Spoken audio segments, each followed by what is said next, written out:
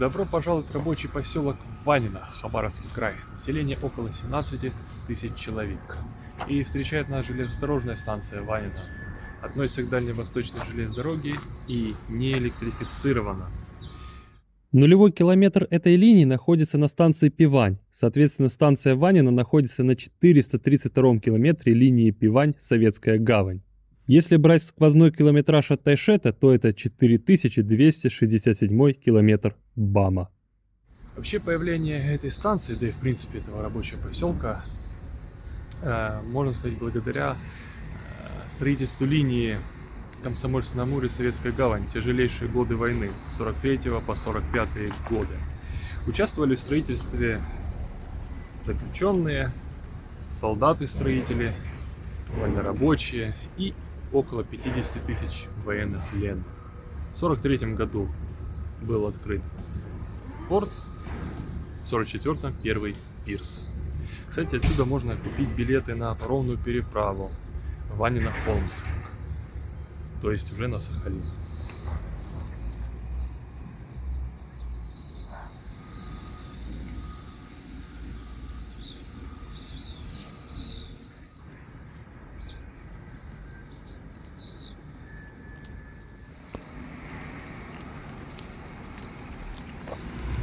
Ванинские маяки.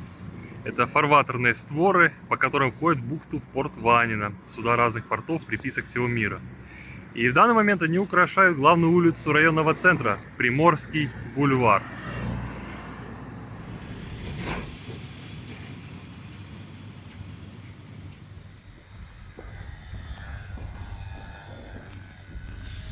Храм святителя Николая Чудотворца освящен 22 мая 2019 года. И, как известно, Николай Чудотворец является покровителем моряков в частности. На территории храма находится святыня, колокол, надпись на котором гласит: «Звон сей отлит в лето от Рождества Христова 1900 из меди, высочайшее пожертвован государем-императором Николаем II для церквей, сооружаемых в районе Сибирской ЖД».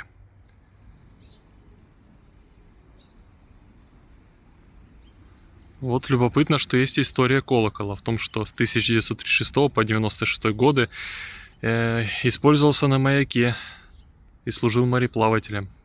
И позже уже был перемещен сюда.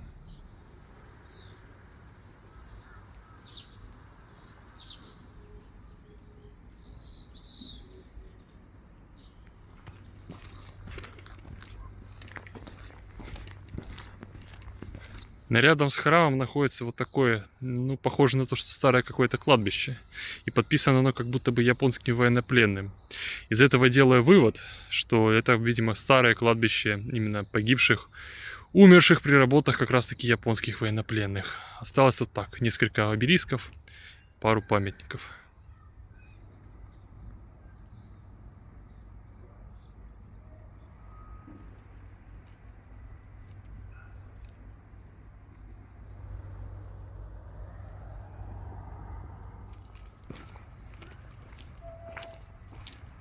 Как красиво здесь все цветет сейчас. Разными цветами и разными соцветиями.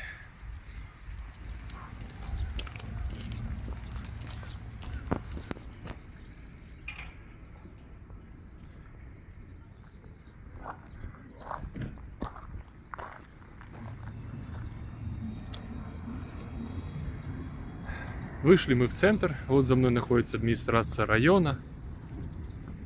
С этой стороны я люблю Ванино, и там ниже видны маяки. Вообще первые русские в этих краях появились в мае 1853 года, когда была Амурская экспедиция. Позже, при следующей экспедиции в 1874 году, были топографы. В том числе был топограф, унтер-офицер Ванин Иоаким Клементьевич.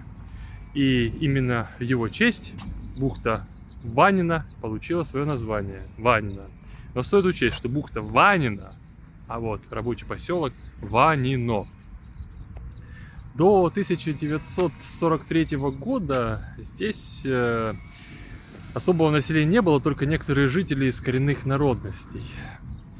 Можно разве что добавить, что в 1907 году Здесь начались изменения, когда появились первые лесопромышленники.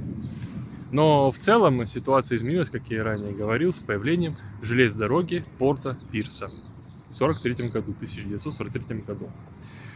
Статус рабочего поселка Ванино имеет с 1958 года.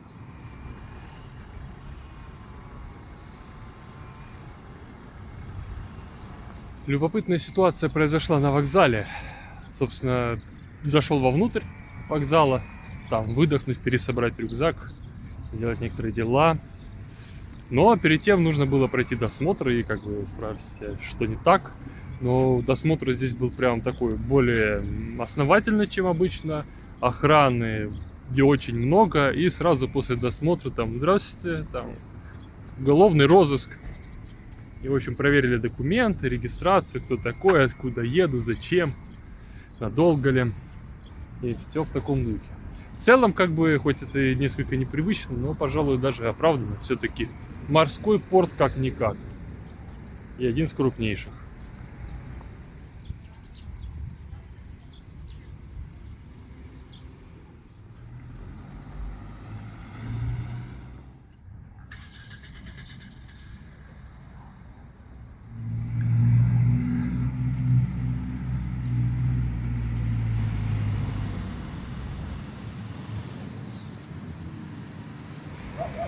Снова Приморский бульвар и снова маяки. Теперь уже вид сверху.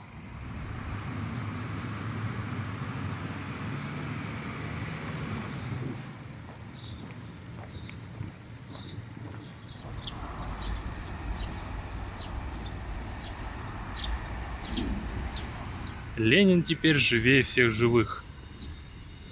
Особенно сейчас. Этот обелиск был открыт 22 апреля 1970 года. И на протяжении многих соответствующих лет это место было центром проведения общественно-политических мероприятий.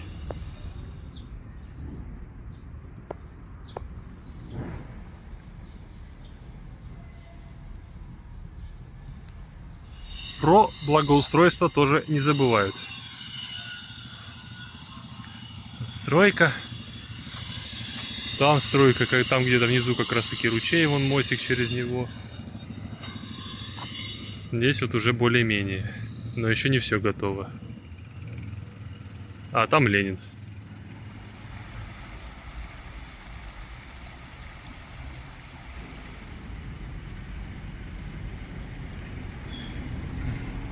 Школа номер 2. В этой школе учился заслуженный мастер спорта СССР, двукратный чемпион Олимпийских игр, многократный чемпион мира, Европы, СССР по хоккею с шайбой, заслуженный тренер СССР Цыганков Геннадий Дмитриевич. Советский хоккеист родился в августе 1947 года, здесь, в поселке Ванино. Здесь же прошли его детство и юность.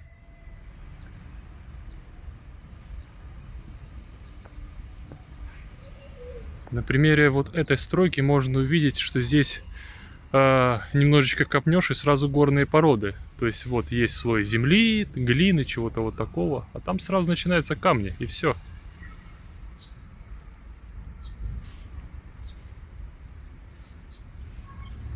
Там вот находится школа, ЗАГС, ну и вообще называется площадь Маяковского.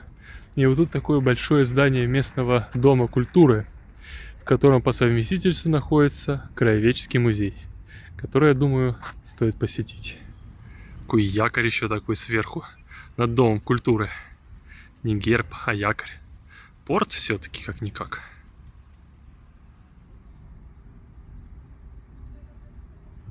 Здание районного дома культуры 1958 года постройки. Ванинский районный краеведческий музей образован в 2011 году на базе музейно-выставочного зала. Музей имеет достаточно стандартную структуру экспозиции, но можно выделить основные.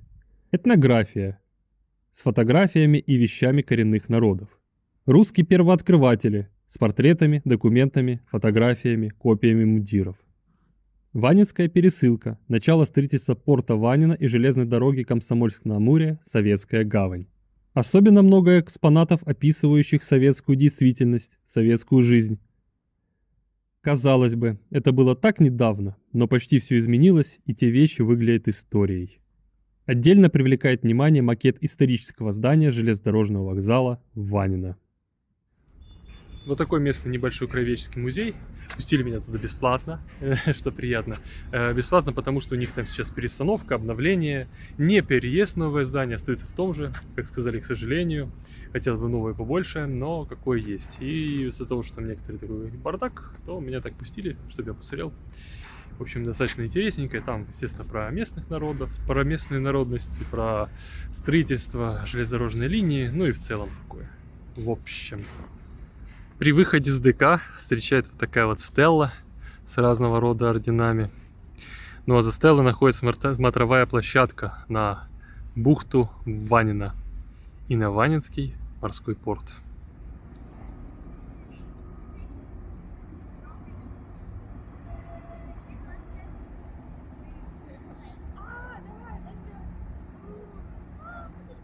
Спустившись немного вниз от ДК, кстати, справа вот видна школа с другого ракурса, вот спускаемся к такому поклонному кресту. Крест установлен в память о жертвах массовых политических репрессиях 30-50-е годы 20 века. И такие разные тексты. Я помню тот Ванинский порт и вид парохода угрюмый. Нас гнали по трапу на борт. Холодные мрачные трюмы. И тут же стоит камень-памятник Александру Ивановичу Маринеско, который был командиром краснознаменной подводной лодки С-13 Балтийского флота ВМФ СССР, капитан 3-го ранга. Герой Советского Союза, 1990 год посмертно, когда его реабилитировали. Наиболее известен потоплением в конце января и начале февраля 1945 года суден Вильгельм Густавов и Штойбена, на которых на момент их затопления находилось около 4900 и 4200 человек соответственно. Хоть и на камне написано за сфабрикованное преступление, тем не менее, есть сведения, что за время службы часто самовольно отлучался, водился с финскими женщинами и был пьян. В итоге был осужден, сначала отбывал наказание на Находке, а потом с 1951 года в Ванинском исправительно-трудовом лагере Дальстроя. Досрочно освобожден в октябре того же 1951 года. Весьма любопытно, что вот здесь Хабаровский краевой мемориал, что на кресте мемориал. Не очень ясно это относится к тому же мемориалу, который ликвидировали, который признан инагентом. Вообще поклонный крест был установлен 12 октября 2001 года. Порт Ванино, точнее говоря, Ванинский ИТЛ, стал пересадочным пунктом для этапов заключенных, следовавших на Колыму.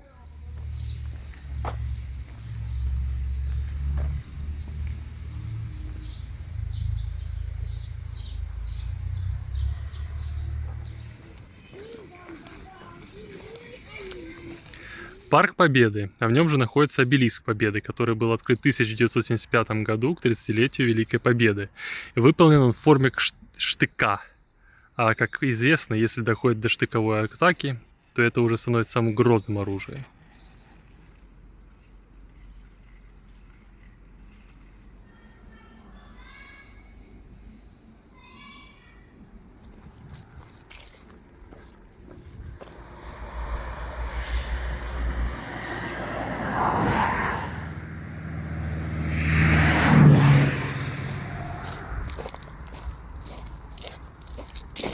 Все, покидаем Ванино.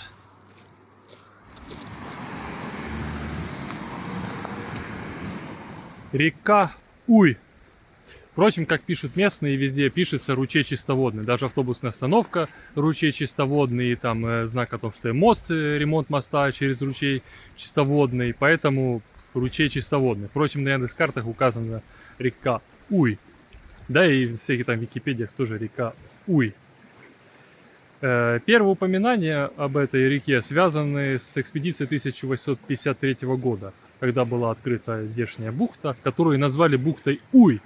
И бухтой Ванино она стала уже только в 1876 году, после того, как была соответствующая вторая экспедиция, где был Яким Клементьевич Ванин. Ранее здесь на реке Уй существовал поселок, да и в принципе тут какие-никакие дома пооставались. Но в середине 50-х годов стал называться чистоводным. И почему так? Почему так? Наверное, можно только догадываться. В целом местечко интересное, вода чистая действительно. Стоит тут, наверное, сделать привал, привести себя в порядок, пообедать и потом отдохнуть и со временем топать дальше. Уй в переводе с орочского языка означает тихое, спокойное место.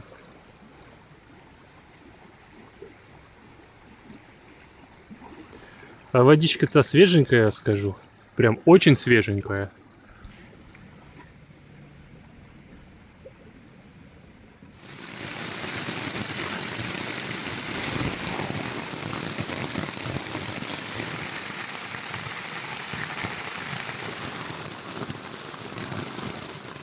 Посмотрите, не знаю, на видео видно или нет, но тут над рекой теперь после дождя туман аж стелется. Впрочем, здесь все накрыто пленкой, и пленка послужила ведром. И тут набралась целая гора дождевой воды. Пожалуй, стоит ее набрать в бутылку, да и сделать кофе. Кофе пока времени нет делать, но во всяком случае вода набрана. Еще обнаружена такая живность, на которую, благо, я не наступил. Нужно явно быть аккуратнее.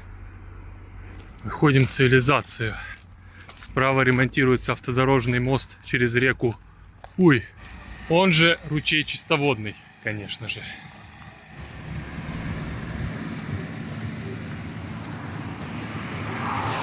Интересный рельеф тут, конечно, хотя вполне себе ожидаемый. Подъемы. Ну и спуски однажды тоже буду ждать.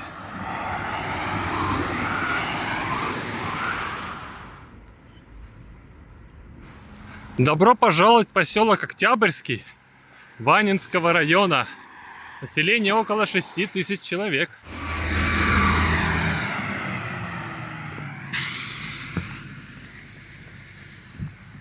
Весьма экстремальный мост. Он прям прогинается под ногами. Тут находится памятник героям Великой Отечественной войны. И находится на территории такой вот площади, где детская площадка, и турники, и сцена. Все вместе.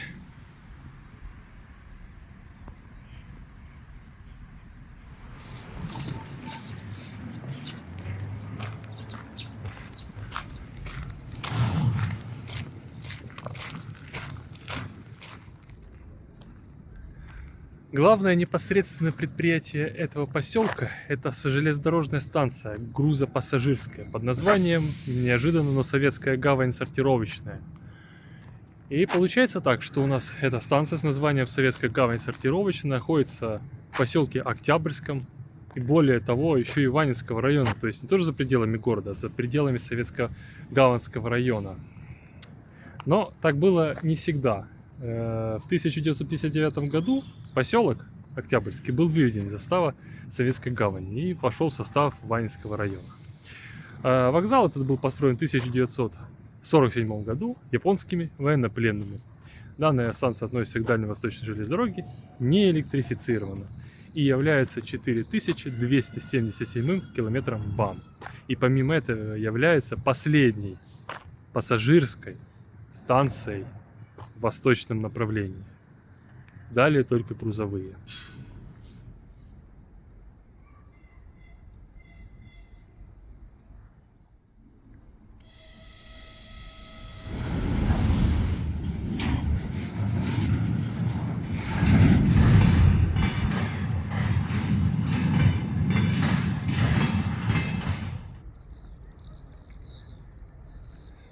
Любопытно только, что было, собственно, в районе вокзала. Женщина-охранница, или не знаю кто, такая: что это тут снимаем?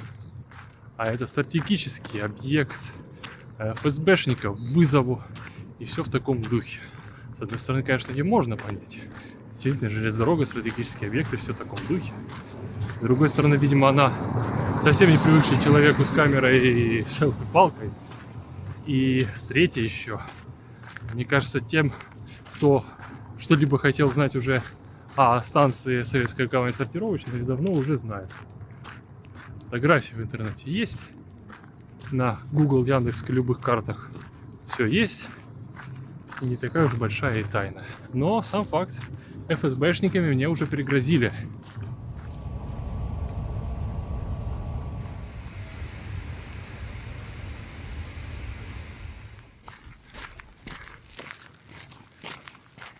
И так всю дорогу.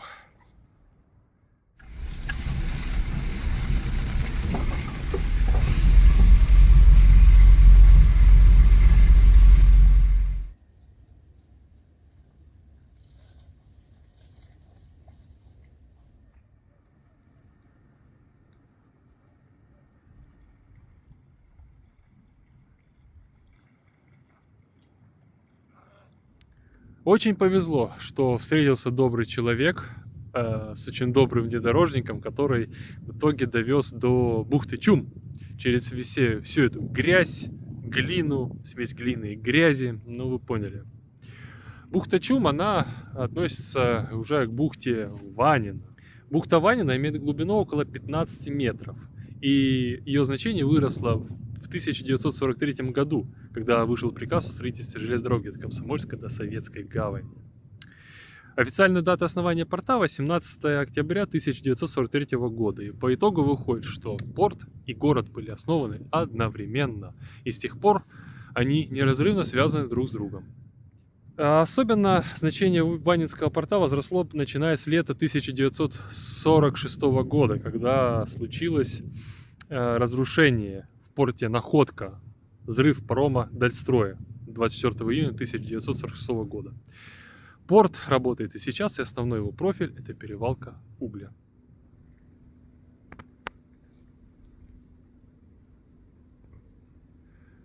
Обрывистый тут, конечно, берег, но, тем не менее, есть место спуститься. Уже завтра спущусь.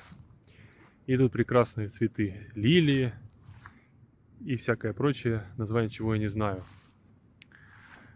В целом, здесь будет лагерь, вставлена палатка, приготовлен ужин и, надеюсь, крепкий и приятный сон. Правда, скажу, здесь достаточно свежо, но, думаю, не замерзнем.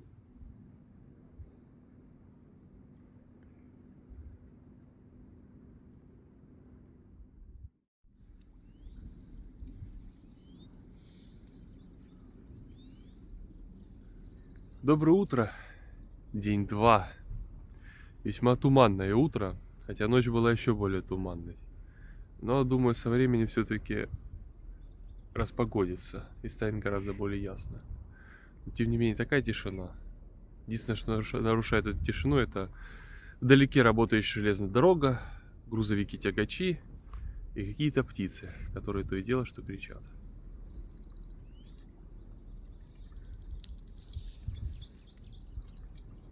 Нужно потихоньку переодеваться, завтракать, умываться и, когда появится желание, двигать дальше.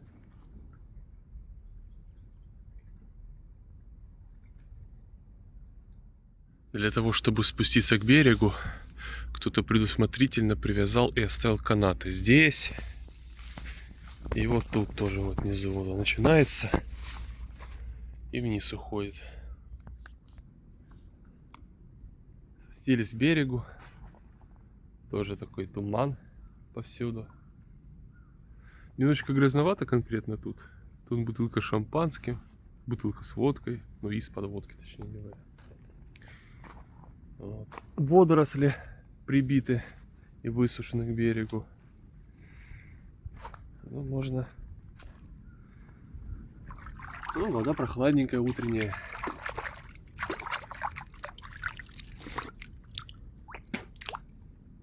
И соленая.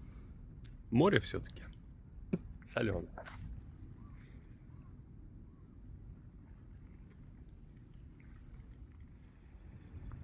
Вот и туман расступается.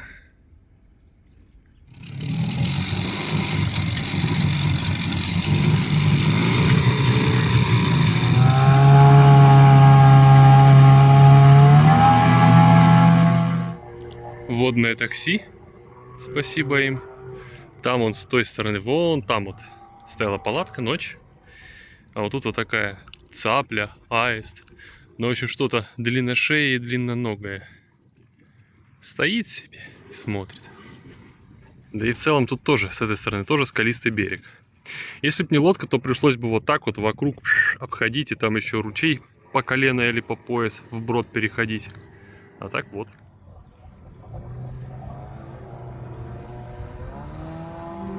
И в целом получается так. Спасибо этим уважаемым мужчинам, которые подвезли на другую сторону, подкинули, сэкономили много сил, времени. Да и в целом вид с лодки, конечно, хороший. Вода такая синяя, морская действительно. Красота.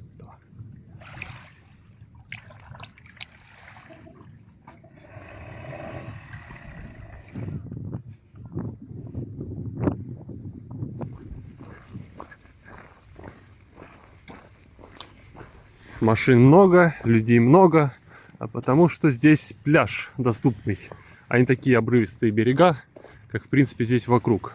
И дорога ведет это по искусственной насыпи на нынешний полуостров Меньшикова, который раньше, пока не было этой насыпи, был островом Меньшикова. Вот, пожалуйста, обрывистый берег, и еще виден старый ДОТ, или ДЗОТ, тех времен, когда здесь все было секретно и крайне военизировано. Здесь и далее все показанное это доты. Дот – долговременная огневая точка. Материал бетон, сталь. Дзот – дерево-земляная огневая точка. Очевидно, сооружается в полевых условиях из земли и дерева и не является долговременной.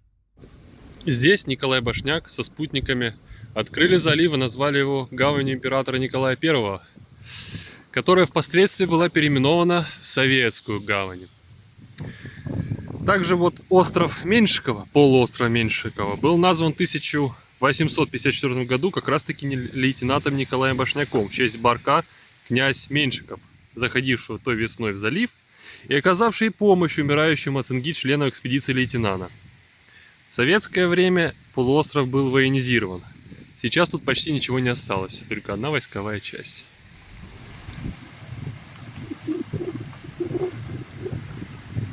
Там находится чудное кафе «Палатка», как я понял, называется. И там налили 2 литра воды. Правда, сказали, что ее только кипятить нужно, но тем не менее, пресная вода здесь в цене. Пляж. А там все немножечко покрылось туманом. Ну и теперь идти туда, к мысу. Эхо прошлого. Заброшенное эхо. Видимо, какой-то дом культуры или что-то такое было.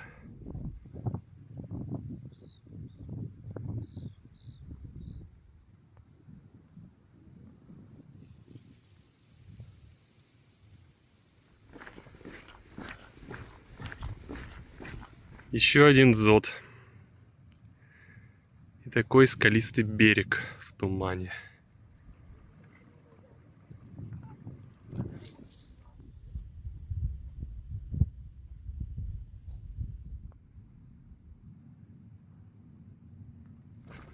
Как все затянуло туманом.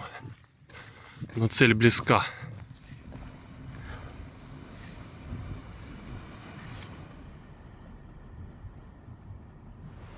Ну все, наконец-то мыс Меньшикова на острове полуострове Меньшикова. Тут, конечно, море шумит более громко. Немножечко есть людей, в целом по дороге встречались, но и эти виды. И вот эти вот камни, они такие все пористые, пещеристые, еще имеют такой красный оттенок. И туман, вокруг туман. Просто красота.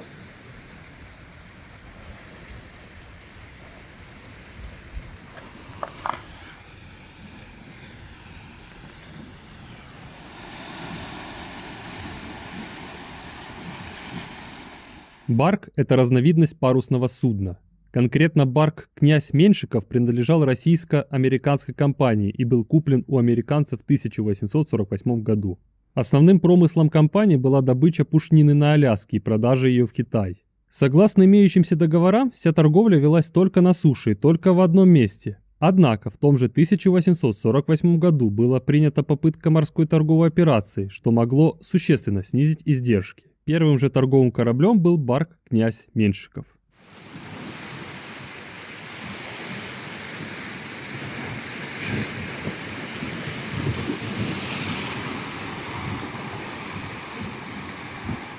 Судно было названо в честь николаевского адмирала Александра Сергеевича Меньшикова, правнука всесильного Александра Даниловича Меньшикова. Отличился при взятии Анапы в очередной русско-турецкой войне 1828-29 годов. Однако адмирал крайне бездарно показал себя во время Крымской войны. В целом сильно недооценивал технический прогресс, в том числе пароходный флот. Был скептически настроен относительно железной дороги и не только. Впрочем, даже после отставки в 1855 году Барк переименовывать не стали.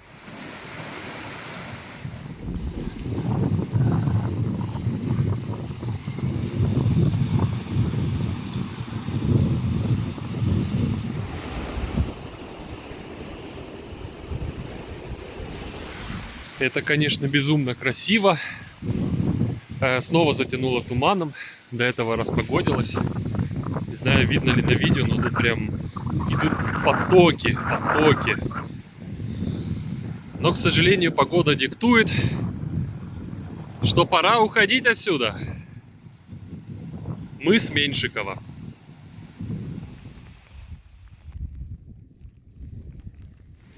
Ветер дует с той стороны, и с той стороны светлеет. Так что, возможно, еще чуть-чуть и тут уже будет просвет.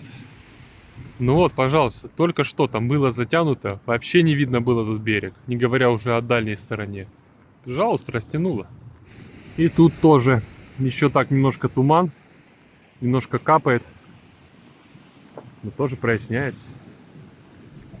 Кого не спросишь про местного и не скажешь про мыс Меньшикова, сразу говорят стрельбище. Вот, пожалуйста. Я, конечно, не особо спец, но какой-то из них винтовочный, этот явно пистолетный. Много валяется их здесь. Вон, например, целая куча. А так дождь пошел. Хотя не должен.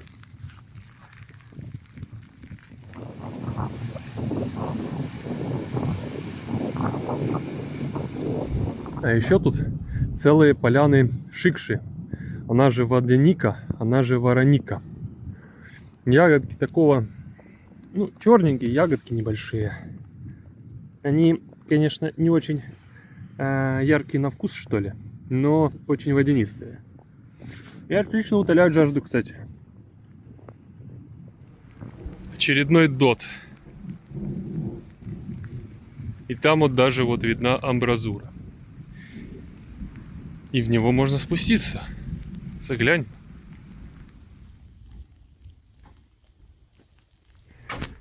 Да, естественно, темно. И очень сыро. Старые деревянные балки. И очень влажные.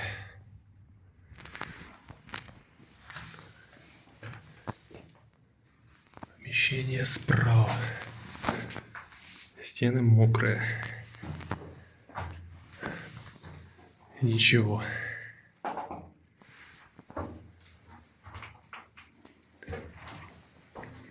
Что-то висит.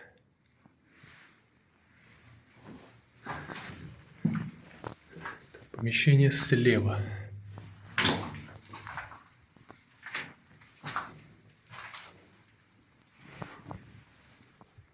Тоже пустое какое-то помещение. Наверное, склад для патронов, пороха, всего такого. Это же дот все-таки. Тоже вон капли висят на потолке.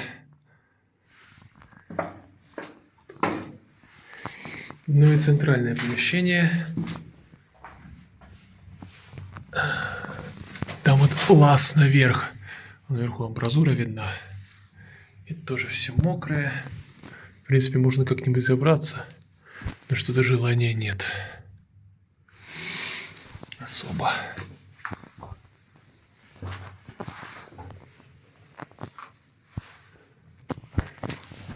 Ладно. Пора вылазить обратно. На свет Божий.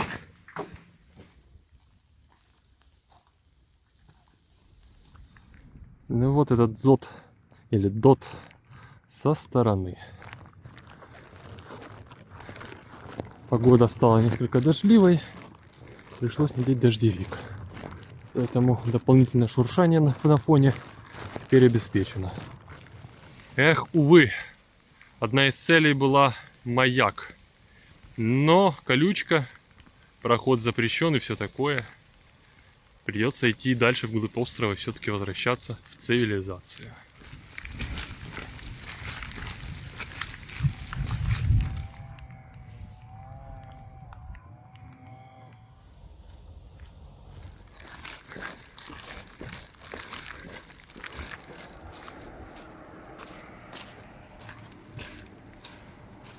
Практически 4 километра пройдено оттуда, от той насыпной дамбы, что ведет на остров, полуостров Меньшикова. И заходим мы в рабочий поселок Завета Ильича, который изначально в 20-е годы 20 века был основан как поселок Новоастраханское, и основной промысел был рыбачий промысел. Но потом в 1934 году Новоастраханское было переименовано в Завета Ильича, колхоз, и пошло-поехало. Вообще история Заветова Ильича связана в основном как раз таки с военной темой. Тихоокеанская флотилия, Тихоокеанский флот. Но с тех пор военные по большей части отсюда ушли. Из-за этого много заброшек. И в том числе вот целый многоквартирный пятиэтажный дом. Без окон, без ничего. Он даже выглядит именно прямо что, как будто бы недостроенный.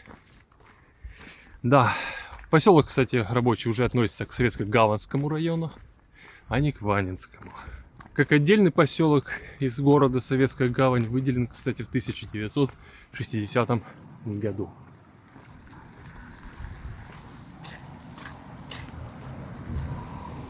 Тут вот в Заветах Ильича есть так называемый Матросский парк.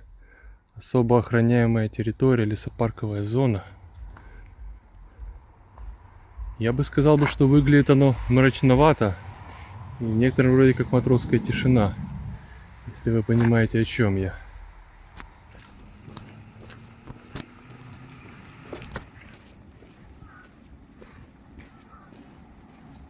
В пути встречает такой культурно-информационный центр с таким якорем вверху.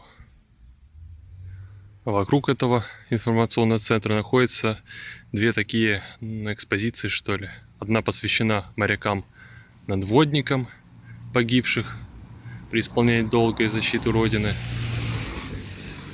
А с другой стороны морякам-подводникам с такой вот рубкой подводной лодки С-88. Сама подводная лодка С-88 была построена в 1954 году, списана в 1988 году. Изначально была в составе Черноморского флота, позднее переведена в Тихоокеанский флот. В 2006 году рубка установлена здесь, в поселке Завета Ильича.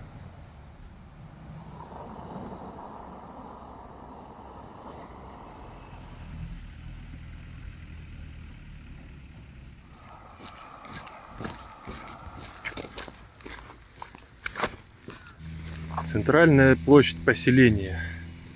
Здесь вот сцена. С другой стороны находится администрация поселения. Здесь же находится стелла столетию Ленина. И там героям-тихоокеанцам, которые погибли при обороне Москвы.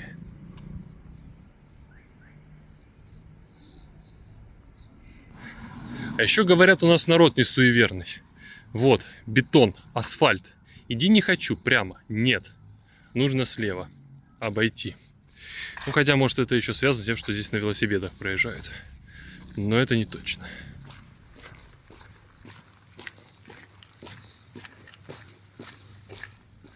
До 2013 года в поселке действовал только домовой храм во имя святого праведного воина Феодора Ушакова. Там же и воскресная школа. Однако 5 июля 2013 года был заложен первый камень в основании храма во имя Живоначальной Троицы. Построен он был в 2014 году. И впоследствии это стал первый за историю поселка специально построенный православный храм. Храм в широком смысле находится на месте Константиновского поста, первого русского военного поста в Императорской гавани. После Крымской войны пост был упразднен. Домовой храм во имя Феодора Ушакова также продолжает существовать и по сей день. Конечно, откровенно говоря, несколько удрученно здесь все выглядит. Но все потому, что военных стало здесь сильно меньше, чем было. Поэтому многое заброшено, законсервировано. С другой стороны, было бы тут сейчас все так же, как в Союзе, во времена Союза, я бы сюда точно не смог бы попасть. Ну или если бы попал бы, то точно не смог бы снимать. Такой, конечно, сомнительный плюс, но какой нашелся. Какие любопытные тут лавочки. И, как показывает история, они бы очень пригодились бы на вокзалах. Жаль, там не такие. Ну и здесь открывается отличный вид на бухту Башняка, которая входит уже в состав бухты Западная.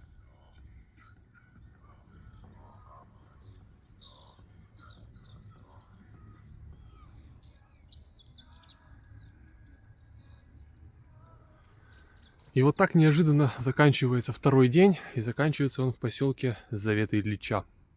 Вот здесь небольшой парк внизу, и единственная площадка, где можно было бы расположиться. Шашлыки явно делают, выпивают, но, увы, как бы времени искать новое место нет, и возможности тоже, потому что уже сейчас вот-вот потемнеет, и так уже через полчаса будет темно. Поэтому немножечко нервово. Там выше, конечно, многоэтажные дома, но их не видно. Нас, надеюсь, тоже не видно. В общем, вот так. Нужно переждать ночь.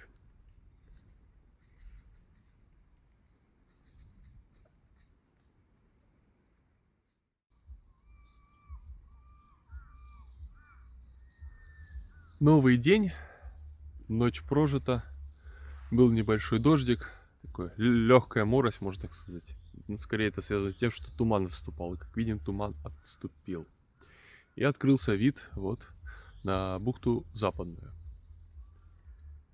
Что ж, нужно бывает собираться и дальше изучать Завет Ильича.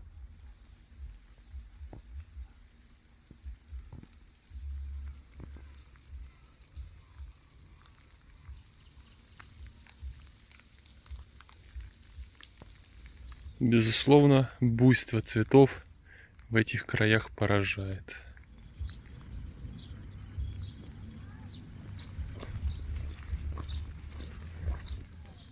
Поселок, это значит коровы.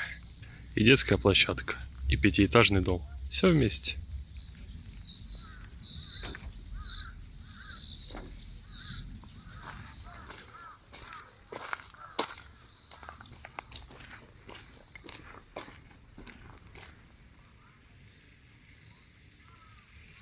И вот, снова видно много брошенных квартир.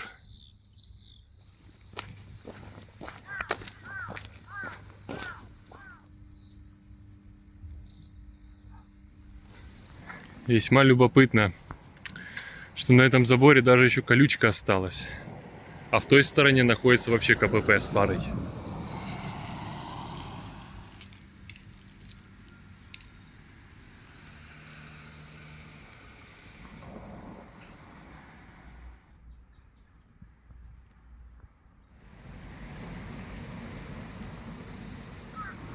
В общем, произошло фиаско. А у меня на карте были отмечены некоторые метки, еще 6 или 7, но загвоздка в том, что они оказались на территории действующей военной части. Одной или несколько, не знаю. Но в любом случае на закрытой территории. Из-за этого обзор стал несколько меньше. А еще сегодня, кстати, 30 июля. В этом году 30 июля это последний день. Последнее воскресенье июля, а это значит сегодня день ВМФ. И тут по городу достаточно многие рассекают с флагами, кто с Андреевским флагом, кто с флагами военно-морского флота Советского Союза еще. В общем, празднуют люди. Но тут уже на выходе из Ильича, из Завета Ильича, продолжается движение вперед. И идем на трассу, там на автобус и уже в сторону города Советская Гавань.